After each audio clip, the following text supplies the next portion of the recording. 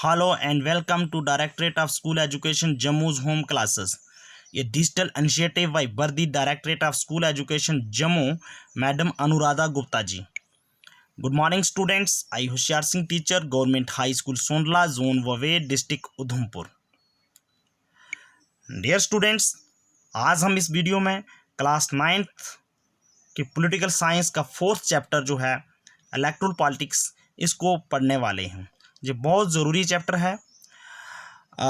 इस चैप्टर में हम क्या क्या चीज़ें कवर करने वाले हैं, इसका कंटेंट्स क्या क्या है, एक ओवरव्यू बता दूं।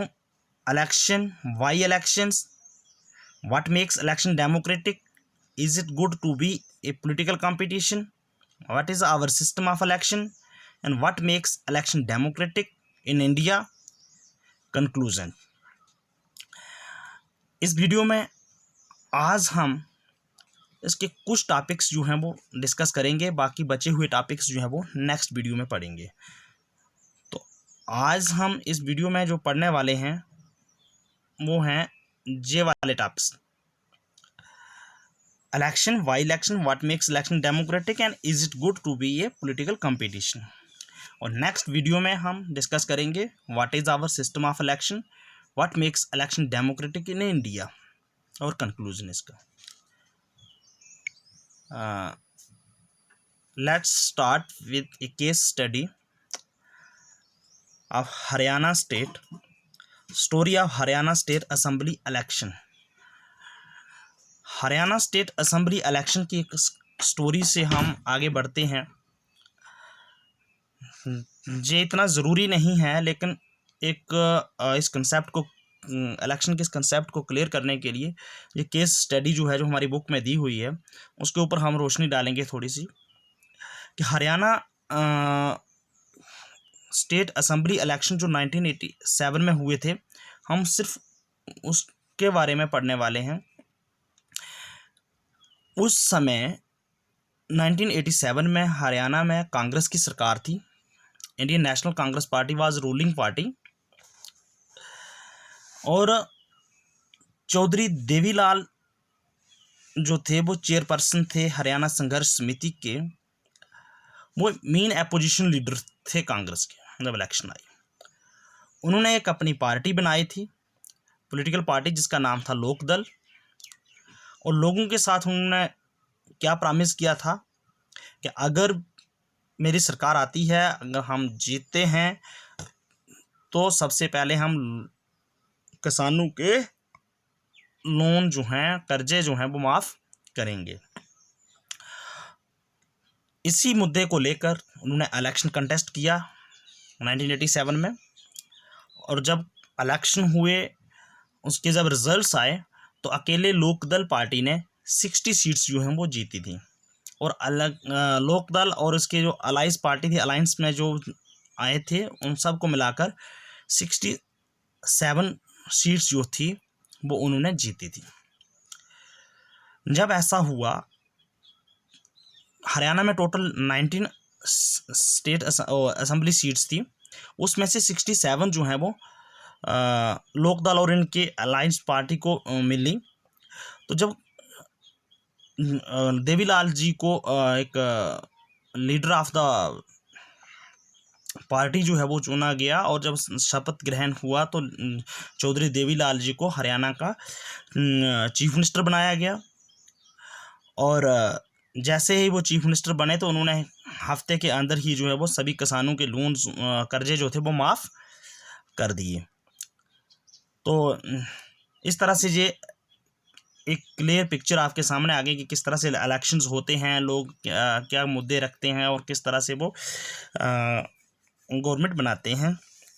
लेकिन आगे जो है वो फिर से देवीलाल जी जो है वो नेक्स्ट इलेक्शन में हार गए थे और दोबारा से फिर कांग्रेस की सरकार आ गई थी, लेकिन वो इतना ज़रूरी नहीं है हमारे लिए। अब हम पढ़ेंगे व्हाट इज़ इलेक्शन। इलेक्शन होता क्या है। इलेक्शन स्टूडेंट्स हम कहते हैं चुनाव। ये हर जगह इलेक्शन होते हैं, आप देखते हैं हम लोग वोट डालते हैं।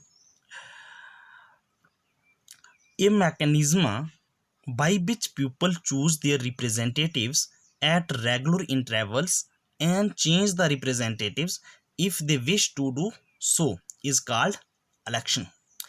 मैकेनिज्म, एक मैकेनिज्म क्या होता है? एक तरीकाकार, तरकीब या कार्यविधि जिससे लोग जो हैं वो अपने रिप्रेजेंटेटिव्स को चूज करते हैं। रेगुलर इंटरवल्स, मतलब जैसे जब भी इलेक्शन होते हैं 5 साल के बाद, 7 साल के बाद, 6 साल के बाद, और उन्हीं चुने हुए रिप्रेजेंटेटिव्स को वो चेंज भी कर सकते हैं अगर वो ऐसा चाहते हैं तो। अगर वो रिप्रेजेंटेटिव्स लोगों के काम नहीं करते अच्छे से, लोगों की नीड्स को सेटिस्फाई नहीं कर सकते, तो नेक्स्ट इलेक्शन में लोग जो हैं वो उनको चेंज कर देते हैं।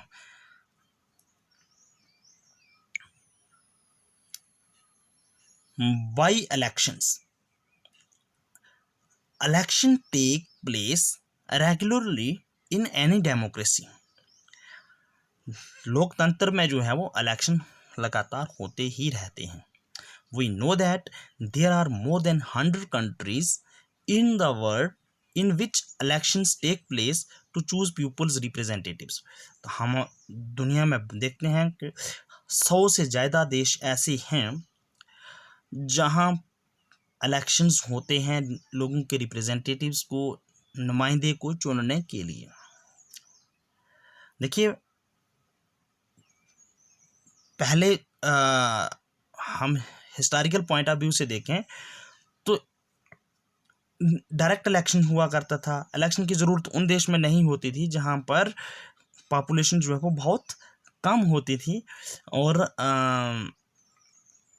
सारे के सारे लोग जो वो इकट्ठे बैठकर जो है वो डिसीजन मेकिंग में पार्टिसिपेट करते थे। लेकिन हमारे भारत जैसे विशाल देश में, जहाँ जिसकी आबादी बहुत ज़्यादा है, वहाँ पर वो डायरेक्ट इलेक्शन इस तरह से सभी लोगों का पार्टिसिपेशन होना पॉसिबल नहीं है, और ना ही सभी लोगों को इतना नॉलेज होता है। तो इसलिए जो है कि लोग जो हैं वो डिसीजन मेकिंग में पार्टिसिपेट करते हैं थ्रू देयर इलेक्टेड रिप्रेजेंटेटिव्स। वो अपनी जगह अपना नुमाइंदा जो है वो इलेक्शन में चुनकर बाई कास्टिंग वोट वो भेजते हैं और वो उनकी डिमांड्स को जो है वो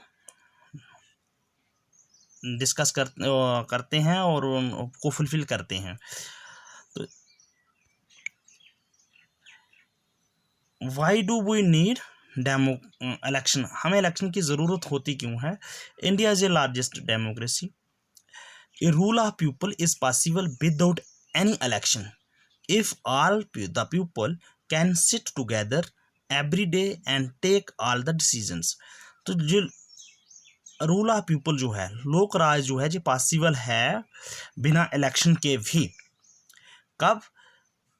जब सारे लोग जो है वो इकट्ठे बैठकर हर रोज़ इकट्ठे बैठ सकें और कोई भी डिसीजन लेना है उसको वो खुद मिलकर ले लें, तो इलेक्शन की ज़रूरत नहीं होती। लेकिन ऐसा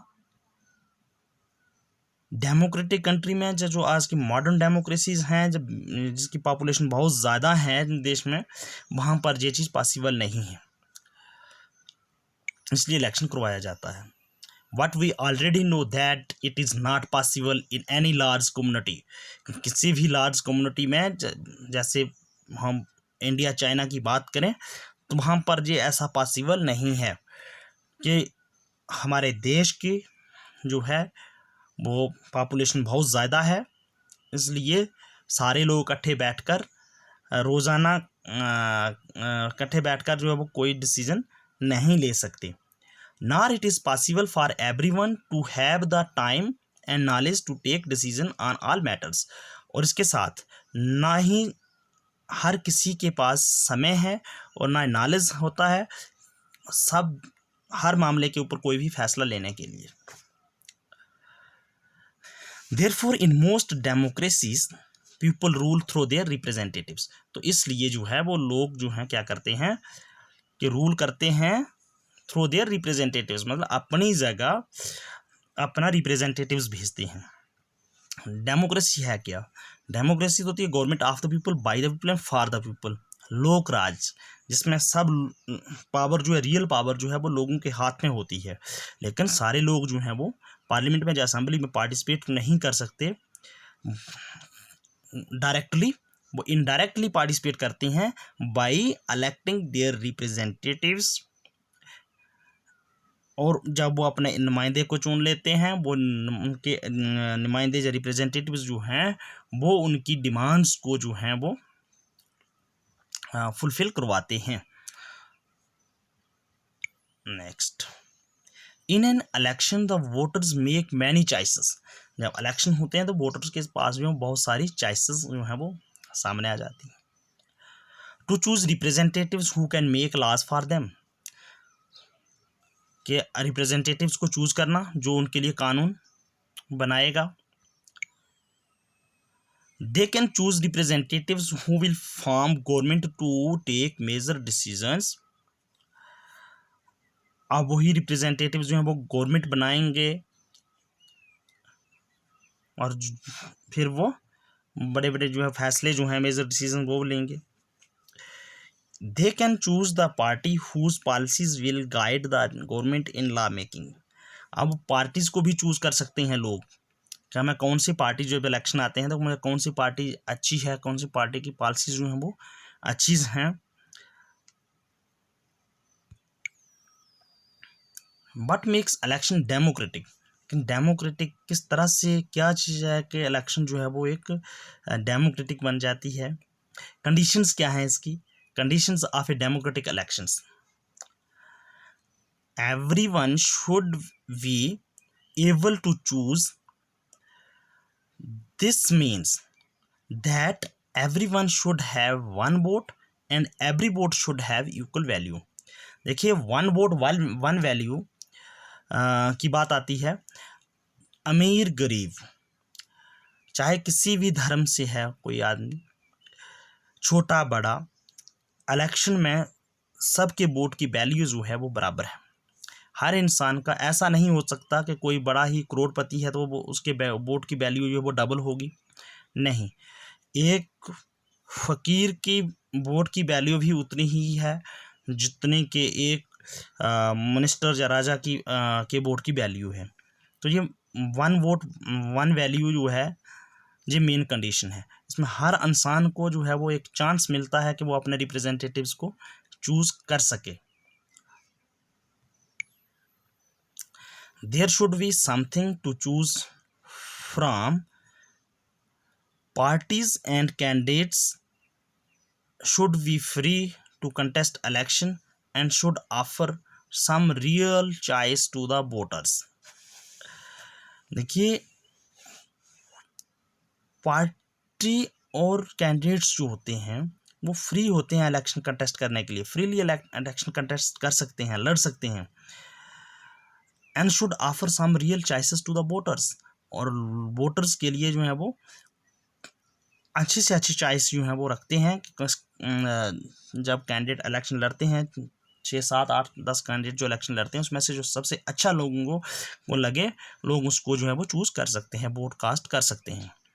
आजकल तो ऐसा सिस्टम भी है, अगर 10 लोग इलेक्शन लड़ रहे हैं उसमें से लोगों को एक भी पसंद नहीं है तो वो नोटा का कंसेप्ट आ गया है। The choice should be offered at regular intervals. Election must be held regularly after every few years. और ये दूसरी बड़ी बात कि इलेक्शन जो है वो जो इसका टाइम पीरियड है, रेगुलर इंटरवल्स मतलब 5 साल या 7 साल का जो पीरियड है उसमें इलेक्शंस होते रहते हैं, तो लोगों के पास एक चॉइस आ जाती है। सपोज एक बार जो है कोई आदमी झूठे वादे करके जीत गया इलेक्शन में और वो 5 साल तक उनके वो प्रॉमिस फुलफिल नहीं हुए, तो लोगों के पास एक मौका होता है दोबारा से जो है वो कि जब उसका टेन्योर पूरा हो जाएगा तो उसके बाद लोग जो है उसको वोट कास्ट नहीं करेंगे और उसकी पावर्स जो है वो स्नैच कर लेंगे, हरा देंगे उसको। The candidate preferred by the people should get elected. जिस कैंडिडेट को लोग पसंद करते हैं वो ही चुना जाता है, इलेक्ट किया जाता है। Election should be conducted in a free and fair manner where people can choose as they really wish। तो इलेक्शंस जो हैं, चुनाव जो हैं एक फ्री और फेयर मैनर्स में होते हैं, कंडक्ट किए जाते हैं, जहां पर लोग जो हैं वो अपनी मर्जी का नेता जो है वो चुन सकते हैं।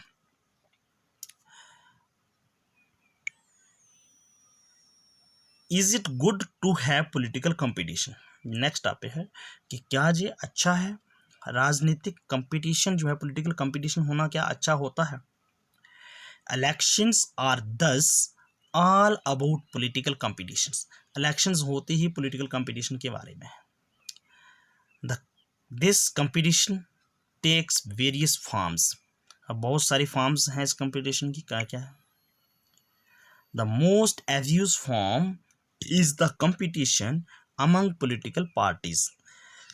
जो पॉलिटिकल पार्टीज के बीच में जो कंपटीशन होता है, यही एक पॉलिटिकल कंपटीशन की फॉर्म है। डिफरेंट पॉलिटिकल पार्टीज जो हैं वो compete करती हैं इलेक्शन में, एक दूसरी पार्टीज को ब्लेम भी करती हैं वोट बैंक को अपने फेवर में करने के लिए। At the constituency level it takes the form of competition among several candidates. अब कॉन्स्टिट्यूंसी में ही देखिए कि कैंडिडेट के विद इन 2-3 कैंडिडेट के बीच में ही जो है वो कंपटीशन हो जाता है पार्टी के बेस पर। If there is no competition, अगर कंपटीशन ना हो तो election will become pointless. Election का होना कोई फ़ायदा नहीं है। अगर कंपटीशन नहीं हुआ, पॉलिटिकल कंपटीशन ना हो तो उस इलेक्शन का कोई मज़ा नहीं रहता, वो इलेक्शन मीनिंगलेस रहती है। जब इसके डीमेरिट्स क्या हैं, इलेक्टोरल कंपटीशन के डीमेरिट्स मतलब डिसएडवांटेजेस, नुकसान क्या है। It creates a sense of disunity and factionalism in every locality. देखिए, जब पॉलिटिकल कंपटीशन होता है तो एक तो लोगों में डिसयूनिटी पैदा होती है, मतलब ना इत्तेफाकी, फैक्शनलिज्म, ग्रुपबंदी। हर लोकेलिटी में लोग जो हैं वो इस कंपटीशन की वजह से एक दूसरे के साथ दुश्मनी कर लेते हैं, अलग अलग ग्रुप्स बन जाते हैं कि इसने वोट जो है वो उस पार्टी को दिया था, एक दूसरे से नाराज़ रहने लगते हैं। तो जिस तरह से एक ग्रुप बंदी हो जाती है। Different political parties and leaders often level allegation against one another. अलग अलग पार्टीज के लोग, नेता लोग, राजनीतिक पार्टियां जो हैं एक दूसरे के ऊपर ब्लेम लगाती रहती हैं। किस लिए? अपना वोट बैंक को अपने फेवर में करने के लिए अपोजिशन करती रहती है। Parties and candidates often use dirty tricks to win election. अब पॉलिटिकल पार्टीज और कैंडिडेट्स जो होते हैं इलेक्शन में उतरे हुए, वो गंदे गंदे ट्रिक्स खेलते हैं इलेक्शन को जीतने के लिए। डर्टी ट्रिक्स, किसी ना किसी तरीके से लोगों को अपने फेवर में करने के लिए सच झूठ बोलकर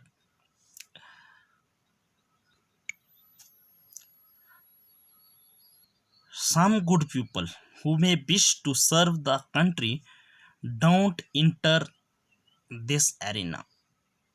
जो कुछ अच्छे लोग होते हैं जो देश की सेवा करना चाहते हैं, वो इस मैदान में उतर नहीं पाते। they don't like the idea being dragged into unhealthy competition। कि अब होता क्या है कि जो अच्छे लोग हैं जो देश को सर्व करना चाहते हैं वो आगे नहीं आ सकते, क्योंकि उनको एक पॉलिटिकल पार्टीज़ जो हैं वो मैंडेट ही नहीं देती। जब वो उनको जो चीज़ें, वो उनका कहना था politics is a dirty game, वो इसको नहीं पसंद करते कि इसमें जो है वो एक दूसरे को ब्लेम करना, झूठ बोलना, ये सारा, तो इसलिए वो देश को सर्व नहीं कर सकते। अब इसके मेरिट्स क्या हैं, merits of an electoral competition, मतलब इसके एडवांटेजेस क्या हैं, फ़ायदे क्या हैं। Our constitution makers were aware of these problems. जो हमने डिसएडवांटेजेस पढ़े उन सब के बारे में हमारे कॉन्स्टिट्यूशनल मेकर जो थे, जिन्होंने संविधान को बनाया, वो अच्छी तरह से जागरूक थे, अवेयर थे। Jet they opted for free competition in election, इसलिए उन्होंने जो है वो इलेक्शन में फ्री कंपटीशन को चुना as the way to select our future. They did so because this system works better in the long term. इनने ऐसा इसलिए किया, फ्री पॉलिटिकल कंपटीशन जो है वो रखा इलेक्शन में, क्योंकि जो लॉन्ग रन जो है वो ये अच्छा था लॉन्ग टर्म में, ताकि लोग जो हैं वो कंपटीशन करके जो है वो अपना भविष्य जो है वो भविष्य में अपने नेता को जो है वो चुन सके.